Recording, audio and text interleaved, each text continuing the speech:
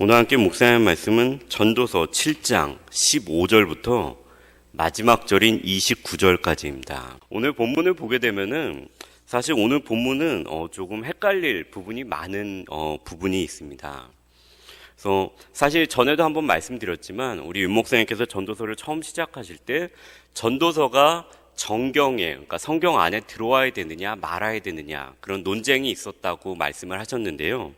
아마 오늘 부분도 우리가 이 전도서를 문자 그대로 보게 된다면은 뭔가 다른 성경하고 맞지 않는다라는 의미를 우리가 생각을 가지게 될 것입니다. 그래서 제가 전에도 말씀드렸지만 전도서나 잠언, 우리가 지혜 문학을 읽을 때는 이것을 문자 그대로 받아들이는 것보다는 이것을 해석하는 원칙 중에 하나는 이것이 삶의 보편적인 일들을 말씀하고 있다는 것입니다. 그 보편적인 일들 가운데서 하나님의 진리를 찾고 그 안에서 너가 살아가라는 것입니다. 오늘 본문을 한번 시작해 보도록 하겠습니다. 오늘 처음에 보게 되면요. 내 허무한 날을 사는 동안 내가 그 모든 일을 살펴보았더니, 우리가 여기서 잘못해서 보게 되면은 허무주의로 갈 수 있습니다. 허무한 날을 사는 동안, 성경에서 날이 허무하다고 말하고 있지 않는가 이렇게 얘기할 수 있습니다. 근데 우리가 이 앞에 허무한 날 앞에 있는 말이요, 내 허무한 날, 나의 허무한 날을 사는 동안이라고 얘기하고 있습니다. 만약에 이것이 내가 허무한 날을 사는 동안 이러면 좀 의미가 다를 것입니다. 허무한 날을 내가 살고 있다는 것입니다. 그런데 여기서 말씀하고 있는 것은 내 허무한 날이라는 겁니다. 내가 이미 부족하다는 것을 인식하다는 그것 하에서 지금 이 나를, 세상 살아가는 그 나를 보고 있다는 것입니다. 다음으로 이렇게 오늘 본문은 말씀하고 있습니다. 내가 그 모든 일을 살펴보았더니 자기의 의로움에도 불구하고 멸망하는 의인이 있고 자기의 악행에도 불구하고 장수하는 악인이 있으니. 자, 우리가 성경에서 흔히 얘기하는 것, 의인은 살고 악인은 죽는다는 것입니다. 이것이 잠언서에서도 말씀하고 있는 것이고요. 시편 다른 구절에서도 성경에서 일관되게 얘기하고 있는 것 중에 하나입니다.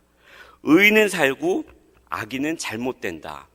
의인은 하나님께서 높이시고 악인은 하나님께서 심판하신다는 것이 바로 그것입니다. 근데 오늘 본문을 보게 되면은 의로움에도 불구하고 멸망하는 의인이 있다고 얘기합니다. 그리고 악함에도 불구하고 장수, 오래하는 악인이 있다고 얘기합니다. 그래서 우리가 좀 주의해서 보아야 되는 것이 있는데요. 의롭다, 의인이다 라고 얘기하는 여기서 의로움은 자기의 의로움이라는 것입니다.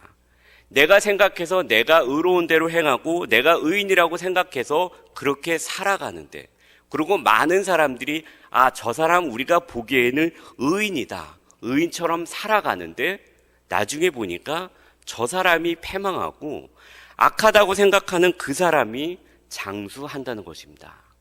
우리가 여기서 집중해서 봐야 되는 것은 여기서 말하는 의는 인간의 의라는 것입니다. 인간의 의를 높게 생각하게 되면은 신약 성경에 나와 있는 것처럼 그리스도가 필요치 않게 됩니다. 하나님이 필요치 않게 됩니다. 이것에 대해서 사도 바울은 고린도 교회에 편지하면서 이렇게 얘기하고 있습니다. 이렇게 말씀하고 있습니다. 내가 지혜 있는 자들의 지혜를 멸하고 총명한 자들의 총명을 폐하리라. 지혜 있는 자가 어디 있느뇨? 선비가 어디 있느뇨? 하나님께서 이 세상의 지혜를 미련케 하신 것이 아니뇨? 하나님의 지혜에 있어서는 이 세상이 자기 지혜로 하나님을 알지 못하는 거로 하나님께서 전도에 미련한 것으로 믿는 자들을 구원하시기를 기뻐하셨도다. 신약시대에 바울이 살고 있는 시대에 이미 철학이 상당히 발전해 있었습니다. 그 철학, 지혜, 총명함을 믿고 자기가 그것대로 살고 그것대로 판단하면서 그것이 옳다고 믿는 사람들이 있었다는 것입니다. 그것은 신약 시대에만 있었던 것도 아니고요. 전도자가 살고 있던 그 시대에도 살고 있고, 그 시대에도 살아 있었고, 지금 이 시대에도 분명하게 살고 있습니다. 자기의 의로 살고 있는 것입니다.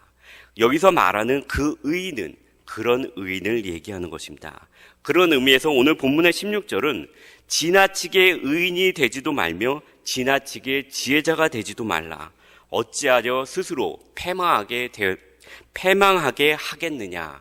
여기서 말하는 의인은 성경에서 말하는, 예수님께서 말하는 그 의인이 되지 말라는 그 말씀이 아닙니다. 아까 말씀드렸듯이 자기의 기준으로 내가 생각해서 이것이 바로 의인의 길이다 라고 생각하고 저 사람이 살아가는 저것은 바로 악인의 길이다 라고 구분을 지어서 극단적으로 가지 말라는 것입니다. 그러면서 오늘 본문의 18절은 이렇게 말씀하고 있습니다. 너는 이것도 잡으며 저것에게도 내 손을 놓지 아니하는 것이 좋으니 하나님을 경외하는 자는 이 모든 일에서 벗어날 것임이라. 이것을 제가 우리말 성경이 좀 더 쉽게 풀이하고 있어서 그것을 우리말 성경으로 보았습니다. 하나를 붙잡되 다른 하나도 놓지 않는 게 좋다. 하나님을 경외하는 사람은 양극단을 피해야 한다라는 것입니다. 이것을 그냥 보게 되면은 너무 의롭게 살지도 않고 너무 악하게 살지도 않는 이 양쪽을 내가 붙잡고 살아야 되겠다라고 생각할 수 있는데요. 그것이 아니라 양극단으로 가지 말라는 것입니다. 저는 이것을 보면서 두 가지를 생각했습니다. 하나는 신학이었고요. 신학교에서 가리키는 신학이었고요. 또 하나는 교회 내에서 일어나는 싸움이라는 것입니다. 첫 번째는 우리가 신학교에서 아니면 교단 가운데서 신학을 갖고 이것이 옳다, 극단적으로 옳다 하면서 이쪽으로 가는 것을 보게 됩니다. 그래서 우리가 요한계시록을 보게 되면은 전천년설이 있고요, 무천년설이 있고요, 후천년설이 있습니다. 그래서 학자들은 이런 농담을 합니다. 이것에 대한 논쟁이 너무 심하니까 나중에 예수님이 오실 때 예수님이 오신 것에 기뻐하는 것이 아니라 우리 교단의 신학이 옳았잖아. 이렇게 갈 수 있다는 것입니다. 이런 극단적인 신학, 내가 지금 추구하는 믿는 신학이 옳다람으로 인해서 이것이 너무 극단적으로 갈 경우 다른 교단에 대해서 우리가 타협적이지 못하게 되고 양보하지 못하게 되고 수용하지 못하게 된다는 것입니다. 다음 한편으로는 교회 안에서 교회 싸움 가운데서 우리가 이런 극단의 모습을 볼 수 있다는 것입니다. 교회 안에서 언제나 싸움이 일어납니다. 교회 안에서 많은 사람들이 살고 있기 때문에 갈등이라는 것을 피할 수가 없습니다. 그렇기 때문에 신학교에서 목회학 과정을 가르칠 때 이 갈등, 교회 내에서 일어나는 갈등을 어떻게 해결해야 되는가, 이것도 과목 안에 있습니다. 교회 안에서 싸움이 일어날 때 우리가 볼 수 있는 현상 중에 하나는 이것입니다. 내가 지금 하고 있는 일이 하나님이 보시기에 선한 일이라는 것입니다. 그러면서 우리가 잘 알고 있듯이 부르는 찬송이 있습니다. 마귀들과 싸울지라. 우리 상대편에 있는 사람들이 마귀고 자기가 선한 자입니다. 그러면서 우리 각자 양쪽은 마귀들과 싸울지라를 부르면서 교회 안에서 자기가 하고 있는 것, 우리 집단이 하고 있는 것이 옳은 일이라고 얘기합니다. 성경에서 이렇게 말씀하고 있습니다. 믿는 사람들에게 이렇게 말씀하고 있습니다. 너희가 서로 멸망할까 두려워하라. 왜냐하면 너희들이 서로 물고 뜯으면 멸망할 수 있다는 것입니다. 오늘 본문 가운데서 우리가 지혜를 찾을 수 있는 것은, 이런 교회나 신학의 싸움 가운데서 우리가 지혜를 찾을 수 있는 것은 첫 번째로는 양쪽의 말을 우리가 들어보는 것일 것입니다. 왜냐하면 이쪽에도 완전한 의인이 없고 저쪽에도 완전한 죄인이 없다는 것입니다. 오늘 본문의 20절을 보시면 선을 행하고 전혀 죄를 범하지 아니하는 의인은 세상에 없기 때문이로다. 여기서 말하는 의인은 예수님을 믿고 난 후에 그 의인이 아니고 세상 가운데서 보편적으로 말하는 그 의인입니다. 우리 몫이 그 의인 가운데 포함이 되어 있습니다. 우리는 예수님을 믿고 예수님에 의해서 전적으로 의인이 되었지만 우리가 이 세상을 살아가는 동안에는 우리는 그냥 일반적인 의인이면서 또한 일반적인 죄인으로서의 삶을 동시에 살아가고 있기 때문입니다. 그렇기 때문에 양쪽에 나눠졌을 때 양쪽의 의견을 듣는 것이 첫 번째 우리에게 극단으로 가지 않는 지혜가 될 것이고요. 두 번째로는 양쪽의 이야기를 듣고 난 후에 내가 내가 양쪽의 얘기를 들어보니까 여기 말이 맞구나 라면서 극단적으로 이제 이쪽으로 가버리는 것입니다. 내가 양쪽의 말을 다 들어보았는데 이쪽의 말이 내가 판단해 보니까 이게 말이 돼. 이 사람들이 하는 말이 맞구나 라면서 이제 극단적으로 이쪽의 사람을 비판하는 것입니다. 이것은 지혜가 아니라고 오늘 본문의 말씀을 얘기하고 있습니다. 왜냐하면은 양극단으로 하나님을 경외하는 사람은 우리말 성경의 번역처럼 양극단을 피해야 되기 때문입니다. 이 사람 모두 저 사람 모두 어느 정도의 잘못이 있고 어느 정도의 옳은 점이 있기 때문입니다. 우리가 세상 가운데서도 교통사고가 났을 때 과실이 100대 0인 경우도 있지만 대부분은 3대 7이나 6대 4가 됩니다. 그리고 경찰관들이 합의하라고 얘기합니다.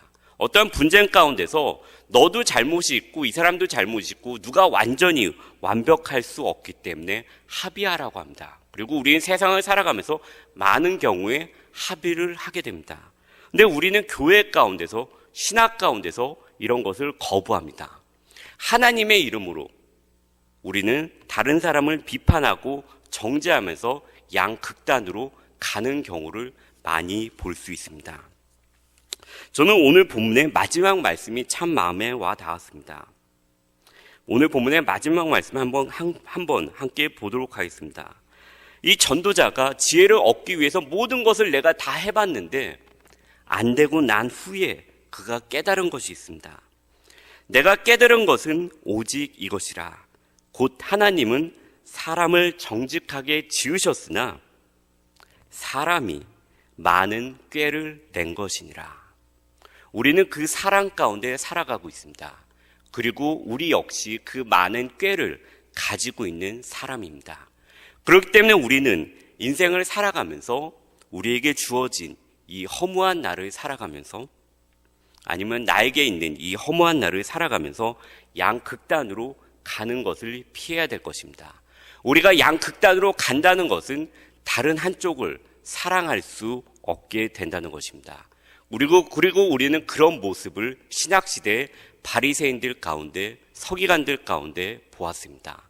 양쪽 극단으로 치우쳐서 용서가 아닌 비판과 정죄만을 일삼는 그들에게 예수님께서는 정 가운데 오셔서 사랑이 무엇인지 품는 것이 무엇인지를 우리에게 가르쳐 주었습니다. 우리의 교회 가운데 아니면 우리의 교당 가운데 우리의 신앙 가운데 내가 믿는 것 가운데 이것만이 절대 옳은 것이라는 생각 가운데 치우치지 않음으로 인해서 우리가 서로 타협하며 서로 형제 자매 사랑할 수 있는 우리 교회가 또한 세상 가운데 있는 모든 교회가 되었으면 좋겠습니다.